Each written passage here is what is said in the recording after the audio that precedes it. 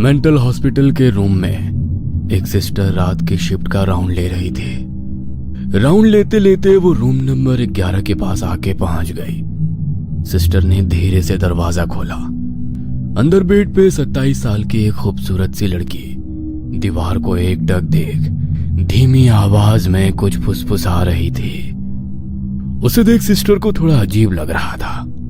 कमरे के अंदर जाने के लिए उसके पैर जैसे मना कर रहे थे।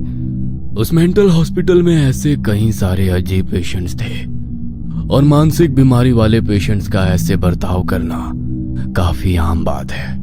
और वो एक सिस्टर थी तो उसके लिए तो ये रोज का ही काम था। लेकिन उस सिस्टर का उस मेंटल हॉस्पिटल में आज पहला दिन था। रात का सन्नाटा और अचानक से आती हवा के कारण होने वाली दस्तक उस खौफनाक मंजर में और भी डर पैदा कर रही थी। अंदर जाऊं या नहीं, इस गहरी सोच में वो पड़ गई थी। मन में थोड़ी सी हिम्मत कर उस सिस्टर ने अपना एक पैर अंदर बढ़ाया ही था कि तभी अचानक से वो लड़की जोर से हंसने लग गई और अजीबोगरीब हरकतें करने लग गई। उसका मुंह दीवार की तरफ था। उसने अचानक से अपनी गर्दन उल्टी घुमाई और देख सिस्टर के पसीने छूट गए। उसके पैर मानो वहीं जम गए।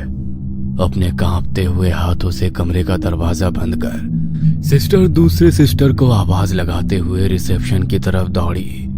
Sunita sister, Sunita sister. दौड़ते हुए सिस्टर रिसेप्शन पे पहुंच जाती है।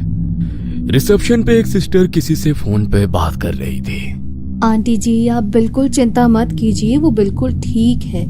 हम उसका अच्छी तरह से ख्याल रख रहे हैं। इतना कहकर सुनीता सिस्टर फोन रख देती है और उस दूसरी सिस्टर को देखकर कहती है, क्या हुआ रचना सिस्टर, तुम इतनी डरी हुई क्यों हो?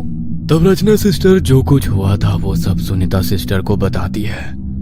लेकिन आप किससे बात कर रही थी? अरे वही रूम नंबर 11 में जो लड़की है ना, उसी की माँ का फोन था। बेचारी रोज रात को फोन करके उसके बारे में पूछती है। कुछ ही महीनों पहले उसे यहाँ भर्ती करके चले गए। तब रचना सिस्टर जिज्ञासा भरी नजरों से सुनीता सिस्टर को देख पूछती है, आखिर हुआ क्या है उसके साथ? उसकी ये हालत कैसे हो गई? दिखने में तो काफी खूबसूरत है वो। हाँ, ऐसी हालत बस दोनों ही हालात में हो सकती है, जब कोई किसी से पागलों की तरह प्यार करे और वो उसे ना मिले, या फिर तब जब उस पे किसी रूह का साया हो। ये सुन रचना सिस्टर हैरान हो जाती है और कहती है, तो इसके साथ क्या हुआ? अफसोस दोनों। मतलब? तब सुनीता सिस्टर उसे नैना के बारे में बताने लग जाती है। नैना 27 साल की हो चुकी थी। वो इंजीनियरिंग के आखिरी साल में पढ़ रही थी। पूरे कॉलेज में नैना से खूबसूरत लड़की और कोई भी नहीं थी। कॉलेज के सारे लड़के नैना के पीछे पागल थे, लेकिन नैना ने अपने सपनों के राजकुमार की एक अलग ही कहानी बनाई थी।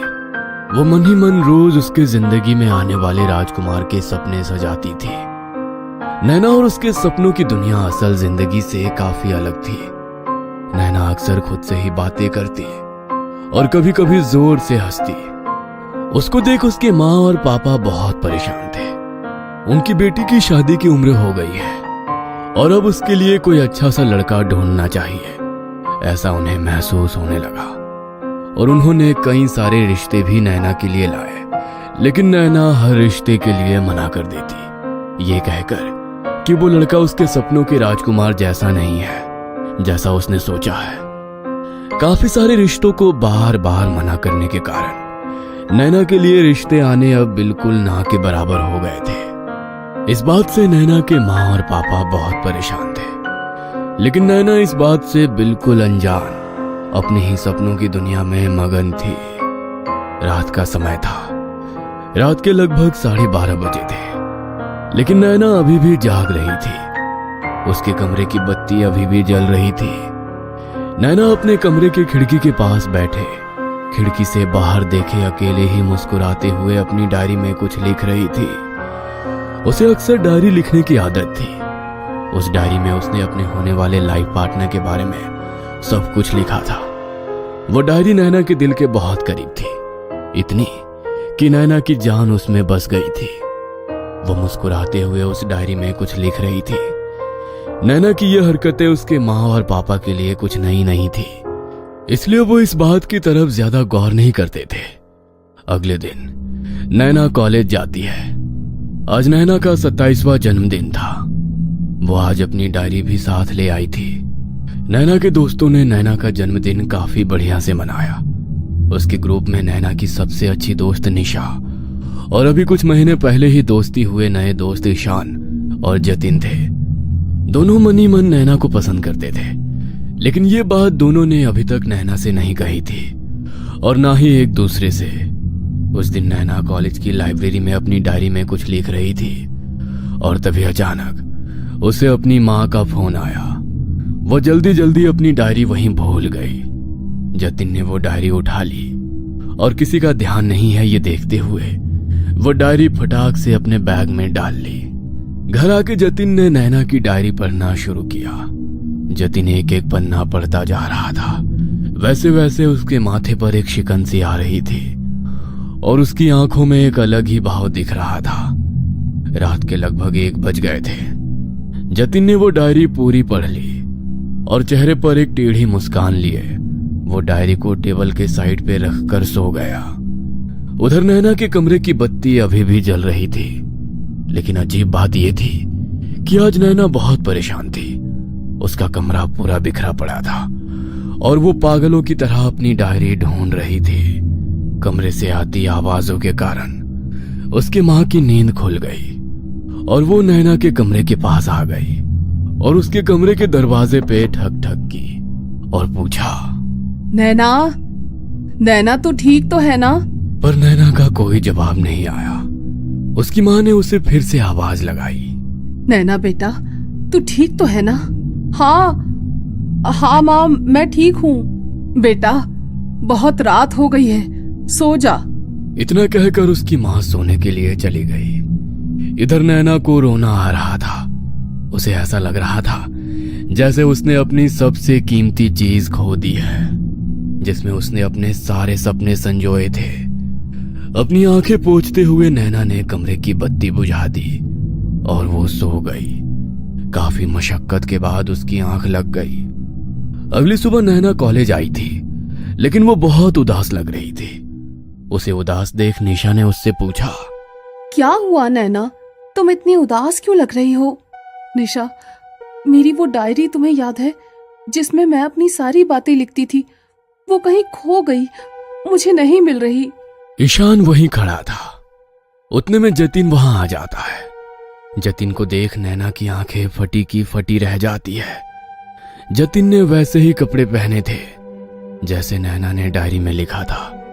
जतिन को देख नैना उसकी तरफ आकर्षित होने लगी थी। एक तरफ उसे डायरी खोने का गम था, लेकिन दूसरी तरफ उसे अपने सपनों का लाइफ पार्टनर मिलने की खुशी भी हो रही थी। जतिन ने आके नैना को शादी के लिए प्रपोज किया और जतिन की तरफ आकर्षित हुई नैना ने उससे हाँ कर दी। नैना और जतिन दोनों बहुत खुश हो गए, लेकिन ईशान के चेहरे पर बिल्कुल भी खुशी नहीं थी। उसका तो मानो दिल ही टूट गया था, लेकिन वह वहीं चुपचाप खड़ा सब देखता रहा। दिन ब दिन जतिन के प्यार का जुनून बढ़ता चला गया। वो नैना के प्यार के लिए पागल होने वाली हरकतें करने लगा। वो किसी को नैना के पास आने नहीं देता था, यहां तक कि उसने निशा को भी नैना से दूर कर दिया। एक दिन तो हद हो गई। जतिन ने ईशान के साथ मारपीट कर दी। जतिन नैना के प्यार के लिए अजीबोगरीब हरकतें करने लगा। कभी अपने पूरे शरीर पर नैना का नाम खून से लिखता, तो कभी अपने खून से लिखे लव लेटर्स नैना को भेजता। नैना को भी अब जतिन के ऐसे बर्ताव से डर लगने लगा था। एक दिन नैना जब जतिन के घर गई तो नैना को वहां उसकी डायरी मिल गई। अपनी डायरी को जतिन के कमरे में देख नैना हक्की बक्की रह गई थी। साथ ही में टेबल के ड्रॉअर में कुछ लव लेटर्स और लड़कियों की कुछ तस्वीरें भी मिली। नैना वो देख ही रही थी कि तभी वहां पर 40-45 साल का एक आदमी आ गया। उसे ऐसा अचानक देख नैना थोड़ी डर गई। तब वो आदमी बोला, अरे बेटा, डरो नहीं, मेरा नाम किशोर है, मैं जतिन का चाचा हूँ। मैं अपने काम के सिलसिले में बेंगलोर में रहता हूँ। हर हफ्ते यहाँ आ जाता हूँ। जतिन का हालचाल पूछने। उस बेचारे का इस दुनिया में मेरे अलावा कोई नहीं है। उसके माँ बाप की एक रोड एक्सीडेंट में मौत हो गई। तब से उसके दिमाग पे एक गहरा असर पड़ा है। कितने ही दिनों से वो मानसिक बीमारी से लड़ रहा है। ये सुन नैना शॉक हो जाती है और कहती है, क्या कहा? मानसिक बीमारी? तब जतिन के चाचा कहते हैं, हाँ, मानसिक बीमारी। उसे ऐसा लगता है कि दुनिया की हर एक एंटीक खूबसूरत चीज उसके पास हो, इसलिए वो सारी एंटीक खूबसूरत चीजें इकट्ठा करता है और अपने घर में सजा के रखता है। ये देखो, पूरा घर ऐसी ही चीजों से भरा पड़ा है। नैना इधर उधर अपनी नजर घुमाती है तो उसे घर में बहुत सारी ऐसी एंटीक और खूबसूरत चीजें दिखाई देती है। नैना उन चीजों को देख ही रही थी कि तभी वो चाचा जी आगे कहते हैं, वो भावनाएं नहीं समझता, बस बाहरी खूबसूरती की ओर आकर्षित हो जाता है। और वो चीज अगर खराब हो जाए या बदसूरत हो जाए तो उसका नामो निशान मिटा देता है। जतिन के चाचा की बातें सुनकर नैना अंदर से पूरी तरह हिल चुकी थी। नैना ड्रॉअर में पड़े फोटो चाचा जी को दिखाते हुए पूछती है, और ये तस्वीरें किसकी हैं? तब वो चाचा कहते हैं, बेटा, ये जतिन की पहली गर्लफ्रेंड की तस्वीरें हैं। इन सब से मैं बस एक ही बार मिला हूँ। हर बार मुझे उसके साथ कोई नई लड़की दिखाई देती थी। पता नहीं उनका क्या हुआ, वो कहाँ गई।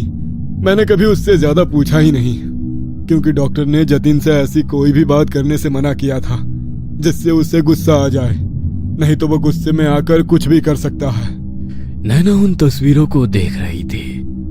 हालांकि उन सभी तस्वीरों में एक बात कॉमन थी कि उन तस्वीरों में से वो सारी लड़कियां बेहद खूबसूरत थी। उस ड्रॉअर में एक फोटो और भी थी जो उल्टी कर रखी थी। नैना ने अपने कांपते हुए हाथों से वो तस्वीर उठाई और देखने लगी। वो तस्वीर देख नैना की आंखें फटी की फटी रह गई। वो तस्वीर किसी और की नहीं बल्कि उसकी खुद की थी। अपनी तस्वीर को उस ड्रॉअर में देख नैना के शरीर के मानो रोंगटे खड़े हो गए। धीरे धीरे अब सारी बातें नैना के समझ आ रही थी। नैना से अब वो सब बर्दाश्त नहीं हो रहा था। नैना भागते हुए अपने घर आई और अपने कमरे का दरवाजा बंद कर एक कोने में बैठ गई। वो जोर से चीखना चाहती थी लेकिन उसके मुंह से आवाज ही नहीं निकल पा रही थी। तभी सामने पड़ा उसका फोन बजने लगता है। जतिन का फोन आ रहा था। 10-12 रिंग होने के बाद भी नैना ने फोन नहीं उठाया। नैना के अंदर अब वो हिम्मत ही नहीं थी कि वो उससे बात करे। कई दिन बीत गए। नैना कॉलेज नहीं गई और ना ही किसी से मिली और ना ही किसी से कोई बात की। बस अपने कमरे का दरवाजा बंद कर अकेली अपनी डायरी को देखती बैठती रही। आज पहली बार उसे अपनी डायरी से नफरत होने लगी थी। उसी दिन अखबार के पहले पन्ने पर एक न्यूज आई थी कि एक लड़की के प्यार में निराश होकर एक लड़के ने अपनी बिल्डिंग से कूदकर अपनी जान दे दी। उस न्यूज के साइड में जतिन की तस्वीर छपी हुई थी। वो देख नैना पूरी तरीके से शॉक हो गई। उसे ऐसा लग रहा था मानो उसके शरीर से पूरी ताकत ही चली गई। नैना ने अब कॉलेज जाना भी छोड़ दिया। दिन भर बस अपने कमरे में बैठकर दीवारों को देख धीमी आवाज में कुछ बड़बड़ाती रहती थी। मैंने कुछ नहीं किया, प्लीज मुझे छोड़ दो। हर जगह अब नैना को बस जतिन की रूह दिखाई देती थी और वो उसे हंसते हुए कहता था, नैना, मैं आज भी तुम्हारा इंतजार कर रहा हूं। तुम सिर्फ मेरी हो। सुनीता सिस्टर की बातें सुनकर रचना सिस्टर हैरान हो गई थी। रात का वो सन्नाटा और वो खौफनाक किस्सा रचना सिस्टर के दिल में डर पैदा कर रहा था। उतने में हॉस्पिटल की सारी लाइट्स बंद चालू होना शुरू हो गई और अचानक से हॉस्पिटल की सारी बिजली चली गई। रचना सिस्टर अब काफी डर गई थी। उसने डरते हुए अपना मोबाइल निकाला और अपने मोबाइल की टॉर्च शुरू की और सुनीता सिस्टर को आवाज देने लगी। सुनीता सिस्टर, सुनीता सिस्टर, आप यही है ना? लेकिन सुनीता सिस्टर का कोई जवाब नहीं आया। उतने में रचना सिस्टर को टेबल की साइड पे रखा एक पेपर नोट मिला। नोट में लिखा था, कि रचना, मुझे एक इमरजेंसी की वजह से कहीं दूर जाना पड़ रहा है। तुम्हारा फोन नहीं लग रहा था, इसलिए यह मैसेज रख रही हूं। मैं 1 घंटे में वापस आती हूं। यह पढ़कर रचना सिस्टर को ऐसा लग रहा था मानो उसके पूरे शरीर से किसी ने उसकी जान ही निकाल दी हो। अपनी डर भरी निगाहों से रचना सिस्टर इधर उधर देख रही थी। तभी अचानक एक कोने में उसे किसी की परछाई दिखाई देती है। वो कोई जतीन की रूह थी, जो अपने चेहरे पर एक टेढ़ी मुस्कान लिए रचना सिस्टर को देखकर कहता है, वैसे तुम भी काफी खूबसूरत हो, और खूबसूरत चीजों पर बस मेरा हक है। इतना कहकर वो जोर जोर से हंसने लगता है। सपनों की दुनिया और असल जिंदगी में बहुत फर्क होता है, इतना कि कभी कभी वो जिंदगी और मौत की हदें भी पार कर देता है। ये कहानी आपको अच्छी लगी हो तो हमें सब्सक्राइब करें, हमारा इंस्टाग्राम और फेसबुक पेज जरूर फॉलो करें। और हाँ दोस्तों, सब्सक्राइब करना भूलना मत।